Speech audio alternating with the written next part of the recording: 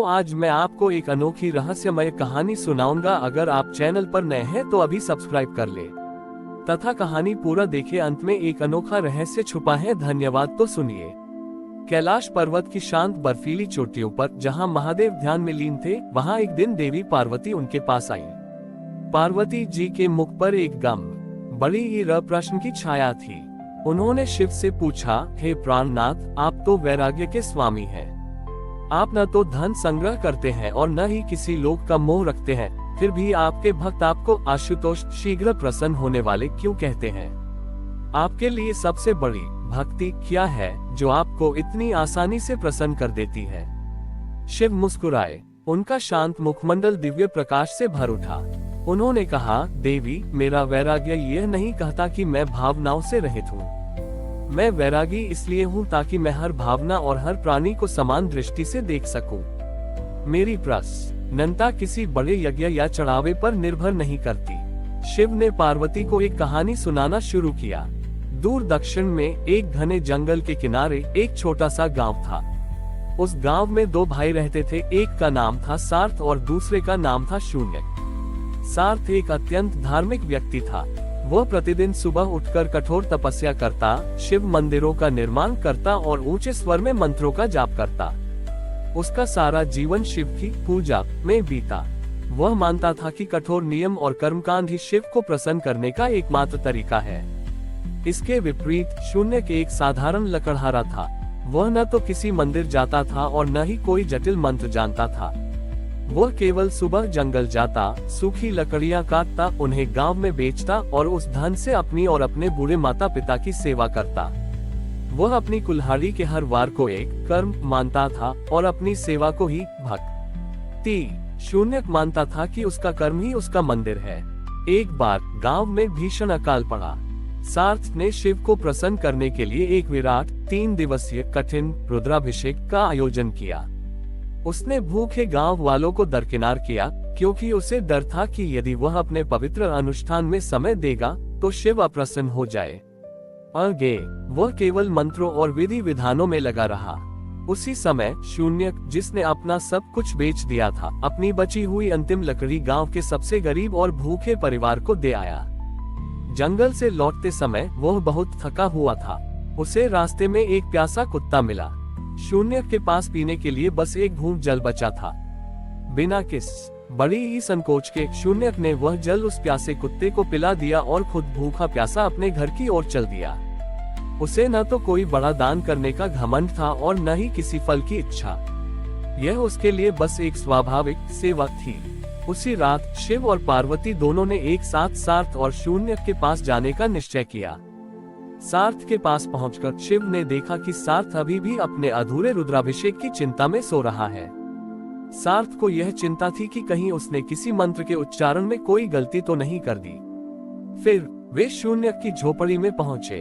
शून्यक अपनी माँ के पैर दबा रहा था और माँ के मुख पर मुस्कान देखकर अत्यंत संतुष्ट था। जब वह सोया तो उसके मुख पर एक गहरी शांति थी, क्योंकि उसने अपना दिन परम धर्म, सेवा और करुणा में बिताया था। शिव ने पार्वती की ओर देखा और कहा, देवी, सार्थ का कर्म डर से प्रेरित था। डर की कहीं मैं अप्रसन्न न हो जाऊं। उसने मेरी मूर्ति की पूजा की पर मेरे बनाए प्राणियों की उपेक्षा की। परंतु शून्यक का कर्म प्रेम से प्रेरित था। उसने न तो मेरी पूजा की और न ही मेरा कोई नाम जपा, लेकिन उसने उस प्यासे कुत्ते में और अपने भूखे माता पिता में मुझे देखा। उसकी सेवा में ही सच्ची श्रद्धा थी। मेरे लिए सबसे बड़ी भक्ति यह नहीं है कि तुम मेरे लिए क्या करते हो, बल्कि यह है कि तुम मेरे बनाए हुए संसार के लिए क्या करते हो। आशुतोष, मैं इसलिए हूँ क्योंकि मेरा हृदय केवल निस्वार्थ प्रेम और करुणा के एक छोटे से कार्य से ही द्रवित हो जाता है, चाहे वह एक मंत्र हो या एक घूंट पानी। ये सुनकर पार्वती जी का संशय दूर हो गया। उन्होंने समझा कि शिव को प्रसन्न करने का मार्ग जटिल कर्मकांडों में नहीं, बल्कि सादगी भरे निस्वार्थ कर्म और समस्त जीवों के प्रति करुणा में छिपा है। शून्यक ने बिना पूजा किए ही शिव की परम भक्ति को प्राप्त कर ला।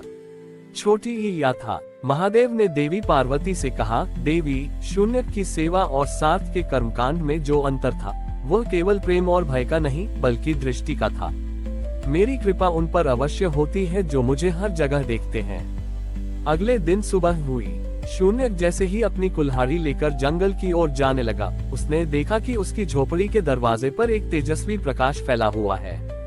पास जाकर उसने पाया कि वहां एक अद्भुत पारदर्शी शिला रखी है। उस शिला के बीचों बीच अत्यंत स्पष्ट रूप से एक रुद्राक्ष के वृक्ष का प्रतिबिंब दिखाई दे रहा था। शून्यक ने उस शिला को छुआ। स्पर्श करते ही उसे लगा जैसे उसके शरीर में एक नई ऊर्जा आ गई हो। उसने बिना किसी लोभ के उस शिला को उठाया और गांव के मुखिया को सौंप दिया, ये कहकर कि यह वस्तु किसी जरूरतमंद के काम आएगी। मुखिया ने उस शिला को जांचने के लिए दूर नगर में भेजा। कारीगरों और विद्वानों ने बताया कि यह कोई साधारण पत्थर नहीं, बल्कि एक दैवीय चिंतामणि का छोटा टुकड़ा है, जो अपनी उपस्थिति मात्र से ही क्षेत्र में समृद्धि और शांति लाता है। शून्यक ने जब सुना कि वह शिला गांव के लिए सौभाग्य लाई है, तो उसे अत्यंत हर्ष हुआ। उसने इस बात का कोई श्रेय नहीं लिया, बल्कि अपनी सामान्य जीवनचर्या यानी लकड़ियां काटना और सेवा करना जारी रखा। उधर सार्थ का रुद्राभिषेक समाप्त हो चुका था। वह रात भर चिंतित रहा था कि कहीं कोई त्रुटि न रह गई हो। जब उसने बड़े ओन्यक की झोपड़ी के पास उस पारदर्शी शिला और उसके बाद गांव में आई समृद्धि की बात सुनी, तो उसका अहंकार जाग उठा। मैंने इतना बड़ा अनुष्ठान किया, सार्थ ने सोचा, और शिव का आशीर्वाद इस मूर्ख लकड़हारे को मिला। जरूर इसने कोई गुप्त मंत्र जपा होगा या किसी देवी को रिश्वत दी होगी। ईर्ष्या और क्रोध से भरकर सार्थ ने शून्यक के पास जाकर उससे पूछा, तुमने कौन सी गुप्त पूजा की जिससे महादेव तुम पर इतने प्रसन्न हुए? मुझे भी बताओ, मैं तुमसे ज्यादा बड़ा अनुष्ठान करूंगा। उद्धरण चिन्ह। शून्यक ने सार्थ को देखा। उसके मुख पर कोई क्रोध या अभिमान नहीं था। उसने विनम्रता से कहा, भाई सार्थ, मैंने कोई गुप्त पूजा नहीं की। मुझे तो मंत्रों का सही ज्ञान भी नहीं है। मैंने बस कल वह किया जो मेरे सामने था। मैंने अपने माता पिता की सेवा की और अपनी जान की परवाह न करते हुए एक प्यासे प्राणी को जल पिलाया। शायद मेरे प्रभु शिव को मेरी यही छोटी सी सेवा पसंद आई हो। सार्थ को शून्यक की बात पर विश्वास नहीं हुआ। उसने सोचा कि शून्यक झूठ बोल रहा है। सार्थ ने उस दिन से अपनी पूजा और अनुष्ठानों की संख्या चौगुनी कर दी। वह दिन रात कठोर आसन लगाकर बैठता, स्वयं को कष्ट देता, ये सोचकर कि कष्ट जितना बड़ा होगा फल उतना ही महान मिलेगा। वह अब केवल फल के लिए तप कर रहा था, प्रेम के लिए नहीं। शिव ने पार्वती से कहा, देवी, सार्थ ने शून्यक के जीवन में आए फल को देखा, पर उस फल के बीच निस्वार्थ सेवा को नहीं देखा। उसने तप को दंड बना लिया है, प्रेम नहीं। यही वह सूक्ष्म अंतर है जो भक्त को अभिमानी बना देता है। उद्धरण चिन्ह। पार्वती जी ने कहा, हे करुणा सिंधु, क्या आप सार्थ का ये भ्रम नहीं तोड़ेंगे? शिव मुस्कुराए। समय आने पर सार्थ स्वयं अपनी भूल समझेगा, जब उसे पता चलेगा कि मेरे लिए सच्ची भक्ति का आसन ऊंचा नहीं, बल्कि नीचे बैठकर सेवा करने में है। ज्ञान का प्रकाश तभी आता है जब अहंकार का दीपक बुझ जाता है। कहानी सुनाकर शिव मौन हो गए। पार्वती ने समझा कि शून्यक को मिला चिंतामणि का टुकड़ा मात्र एक संकेत था, एक पुरस्कार उस व्यक्ति के लिए जिसने सेवा के माध्यम से ही शिव को समस्त प्राणियों में देखा। हमारी और भी आध्यात्मिक एवं अनोखी कहानियां देखने के लिए हमारे चैनल पर जाएं तथा धार्मिक एवं पौराणिक अनोखी कहानियां हमारे चैनल पर है। कृपया जाके देखें तथा हमारे चैनल को सब्सक्राइब करके रखें और वीडियो लाइक जरूर करें। धन्यवाद।